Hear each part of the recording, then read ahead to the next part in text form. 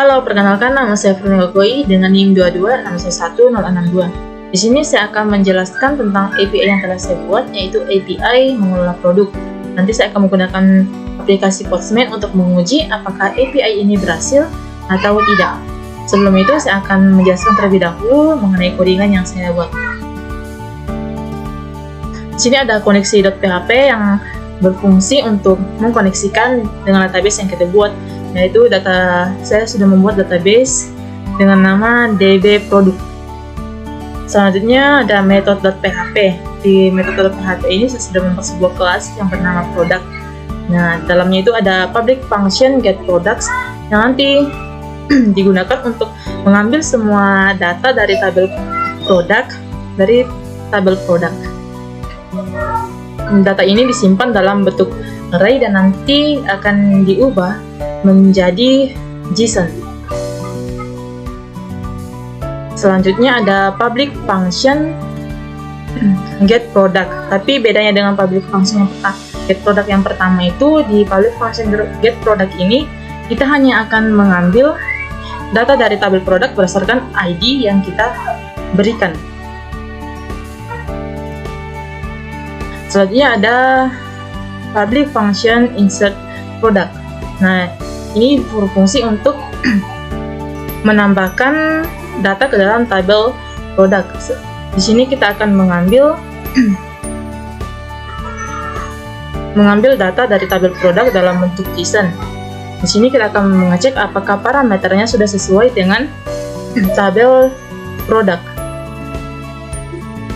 Selanjutnya, datanya nanti akan disimpan dalam bentuk array, dan jika berhasil dia akan menampilkan pesan ini, dan jika tidak berhasil disimpan dia akan menampilkan pesan yang ini. Dan jika parameternya tidak sesuai, maka pesan yang muncul adalah ini. Nanti datanya itu akan dikirim dalam bentuk JSON. Selanjutnya ada public function update product. Ini berfungsi untuk mengupdate atau memperbarui data yang kita ingin edit berdasarkan ID yang kita panggil. Dan terakhir ada public function delete. Sama juga, di sini kita akan menghapus data dari tabel produk berdasarkan ID yang kita berikan. Selanjutnya ada product.php. Di sini kita membuat new atau data baru di dalam kelas product. Nah, untuk di request method ini kita menampung jenis HTTP method dalam request. Di sini kita menggunakan switch untuk menangani jenis HTTP method yang kita gunakan. Nah, dalamnya itu ada get. Untuk di get ini kita akan jika ada ID di URL-nya, maka dia akan menampilkan data dari tabel produk berdasarkan ID. Tapi jika tidak ada, dia akan menampilkan semua isi dari tabel produk. Nah, untuk post ini digunakan untuk menambahkan data ke dalam tabel produk. Selanjutnya ada put. Jika di URL-nya ada ID, maka dia akan memperbarui atau mengedit data di tabel produk berdasarkan ID yang kita berikan. Tapi jika tidak ada ID di URL, maka dia akan memberikan pesan ini, yang artinya kita memerlukan ID untuk mengupdate atau mengedit data di tabel produk. Begitupun dengan delete. Jika ada ID di URL-nya, maka dia akan menghapus data berdasarkan ID yang kita berikan. Dan jika tidak ada, maka dia akan menampilkan pesan ini yang mengatakan bahwa kita perlu ID untuk menghapus data di tabel produk. Selanjutnya, jika jenis HTTP metodenya tidak sesuai, maka dia akan menampilkan pesan ini, yang artinya metode yang kita berikan itu tidak sesuai. Selanjutnya itu adalah tambah produk.php. Pertama-tama kita akan periksa apakah permintaan yang dikirim itu adalah permintaan POTS. Selanjutnya kita akan meriksa data yang dikirim dari formulir HTML. Dan kita akan membuat array yang berdasarkan data dari tabel produk. Nanti datanya akan diubah dalam bentuk JSON. Nah, ini adalah URL endpoint API yang telah saya buat. Nah, selanjutnya kita akan membuat array yang di dalamnya terdapat pengaturan untuk mengirim permintaan ke HTTP. Nah, sini kita akan membuat konteks string berdasarkan yang telah disediakan. Selanjutnya kita akan mengirim permintaan post ke URL endpoint. Nah, selanjutnya kita akan mengecek apakah permintaan yang dikirim berhasil atau tidak.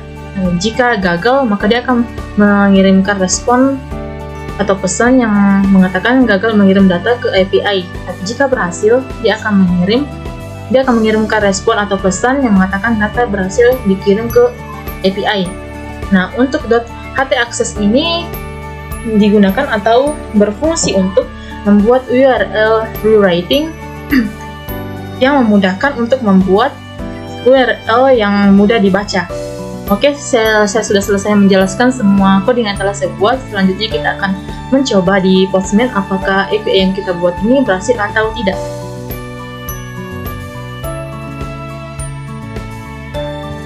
Di sini saya akan masukkan link dari URL API saya.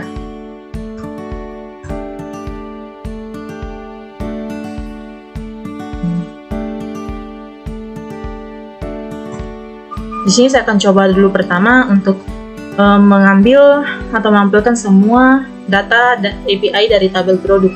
Kita send. Nah, datanya berhasil ditampilkan. Ini adalah data yang sudah saya buat ya. Selanjutnya saya akan coba untuk menambahkan data ke tabel produk. Jadi kita menggunakan pods.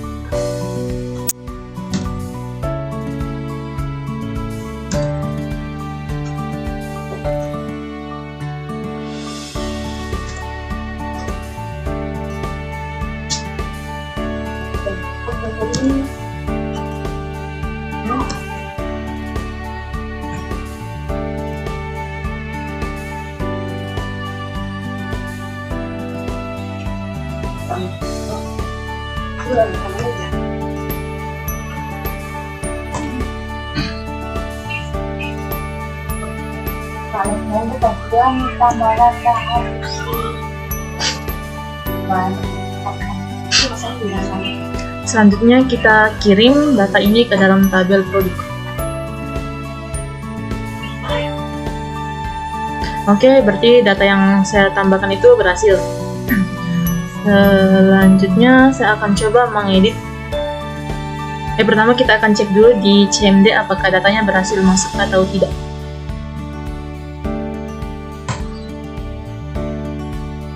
Datanya berhasil masuk ya. Selanjutnya saya akan coba edit data yang ini. Misalkan stoknya saya ganti jadi 50. Dan jangan lupa untuk ID-nya.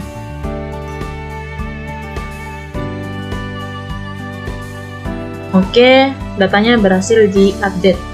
Kita coba lagi lihat di CMD.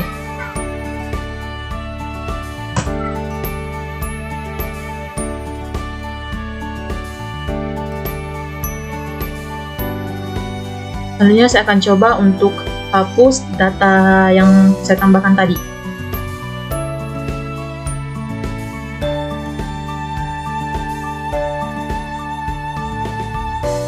Datanya berhasil dihapus.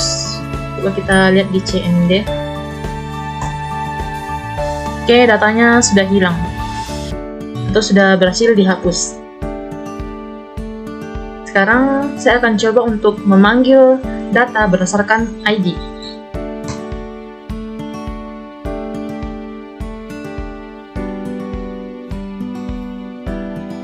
Oke, ini adalah data dengan ID nomor 8. Oke, berarti API yang saya buat ini berhasil. Sekian video dari saya, semoga bermanfaat. Terima kasih.